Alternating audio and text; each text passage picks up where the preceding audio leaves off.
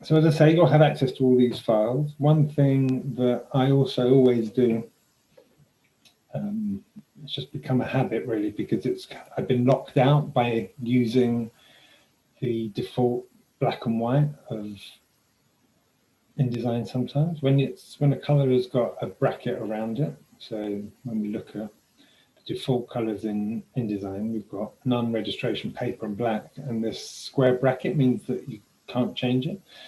So there are sometimes instances when you, for example, you set all your text in black and you haven't done it in a style sheet because you just didn't do it, for whatever reason. Make sure you do. heed the lesson. But a sort of fail-safe is if you make everything not the standard black, for example, and use custom black as your setup, if at any point then you do want to make a change and you say, actually, this publication or series of flyers or album cover, I don't want to print it in black. I want to print it in a different spot color. It means that you can come in and edit it or just sort of change the tint of it or whatever, and you're not locked out because you've chosen that black to begin with. So it's just a kind of technique to make sure that you are keeping things flexible for your benefit down the line, should other things creep in. So that's just something I started to do because I find certain scenarios where that would be helpful. Example I wanted to show. So these are some book covers for Rafa and Thames and Hudson. We worked on a series of books. It was a series that already existed, actually, and then we were brought in to develop the design, which all sounds a bit weird, but obviously the designers and the publishers had a falling out. So what's the moral of the story? The moral of the story is that clients, and in this case a publisher, had absolutely no loyalty to the design company. Obviously that relationship fell apart, and for whatever reason, I don't know why, we got the phone call and said, we need some help. We've got 4 new titles of a series design that we want to add to. We did have to, I mean, this may be the cause of the rift.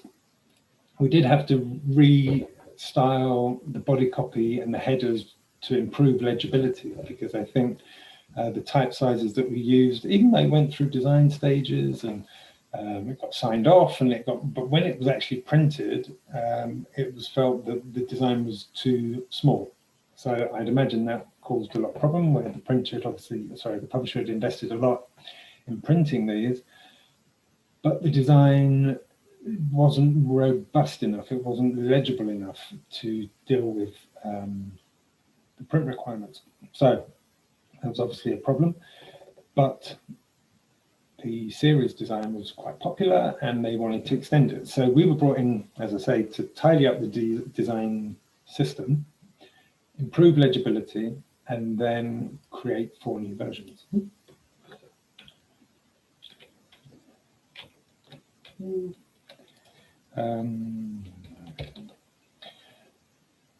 So one thing that I'm always surprised that people don't know this, but it's a super quick way of iterating on color. And, you know, for something like this, it's quite fiddly because you've got type on a curve, you've got blocks of color behind, and you're playing with layers. And I've not been particularly diligent at splitting things out into layers here, but I just want to iterate on color very quickly. So, you know, the simplest way of doing it is basically just copying and pasting out anything that you've done in color, and then modifying those colors in another file. So, you know, very quickly I can, because the names have changed, I can now copy and paste that in. So I've got version 2, whatever. And, you know, there might be a bit more of a design rationale behind this, but just to say here, I'm just sort of arbitrarily choosing colors, but, you know, from your research, you might have a few color palettes that you want to try and just iterate on. And yeah, you know, so using that idea,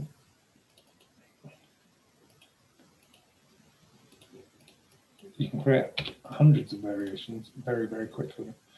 So it's the crucial point is that the name changes, and I'll demonstrate that in a second. So here we've just created 3 versions of Los Angeles just by swapping out the colors on in another document, and obviously those colors then get added. So another very useful system within InDesign is mixed colors. So we have our standard colors, fine. When we look at our color selector, we've got options. We've got new color swatch, new tint, new gradient. So they're the kind of ones that we know mostly about. Not many people use the mixed inks swatch. So the mixed ink swatch lets us nominate 2 inks and mix those inks. So there is a bit of a hack that you have to do to work with process colors, so CMYK. You have to use the kind of Pantone color equivalent and then just convert it at the end. So there is a workaround, but to demonstrate this, so here I've got a yellow, which is one of my Pantone colors, and I want to mix it with the pink. So 100% of the pink and 100% of the yellow gives us this sort of slightly richer orange. But obviously I can kind of work on tints, so I can just work out sort of variations of what that can be. Now, mixed colors I'd be wary of. I would only use them to mix 2 colors. Duotones and the simulation of duotone colors on a screen are fairly reliable, so 99%. I did some work early on in my career for a client where I tried to simulate mixing 3 colors, and what I had on screen and what I got back from the printer, they didn't tally at all. I can't remember what I was expecting, but it came back a very muddy cowpat green. It was not attractive at all. It was something. It was like something for the summer or something. So it was like, oh my god. Anyway, we had to deal with that. So I use it sparingly. I use it when I'm working with 2 spot colors, or as a means of creating tint variations across 2 process colors by converting them at the end, as we just mentioned. So here, in our, I've gone through and set up these mixes. So I've got a primary color. Come to here for that to make more sense. So looking at the swatch here, I've got mix source, and I've just given them these names because for the purpose of illustration. So mixed color source 2 and mixed color source 1.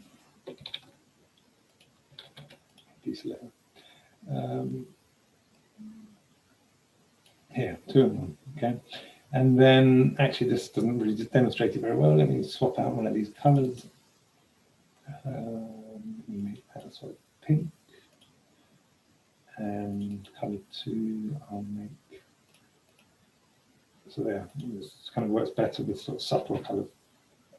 So I went through and created a mixed color for each of these. So I've just kind of set it up again as a tool, really. So now that whenever I select 2 colors here, I get a suite of colors which are tints of. And I've seen this used to great effect, you know, of kind of creating patterns and a bit more sort of subtlety in the design. So you've got a kind of complementary suite of colors based between 2 selected colors. And yeah, you know, it's just a way of adding some richness and extending the color palette based on 2 colors. And you can use that in type, in illustration, or whatever. You know, if, for example, I'm printing 3 colors, as I mentioned, I wouldn't mix all 3 colors, but I might want to create variations of those 3 color sets. So the technique that we had before, if I copy and paste that out into a new document. So the rule being, make sure you change the name. If I change that, I know I've got 3 and 4 in the document already, so I'll just call it color 5. So if I now make that distinctly different. Let's make it a bit darker. I'm trying to get rid of that heavy. Okay, we'll do that for now. And I've obviously created a new color. Oh, sorry, renamed that color. Come back to here. And now I've got a second range of colors based on, and then I can do the same. I can take those two colors and do it again. And then I've got a kind of mix between each color set, and it just suddenly, from 3 colors, it gives me this plethora of options, and it can be used in different ways, and in quite delicate ways, actually. So the idea of copying and pasting things out and just re-changing values is super quick.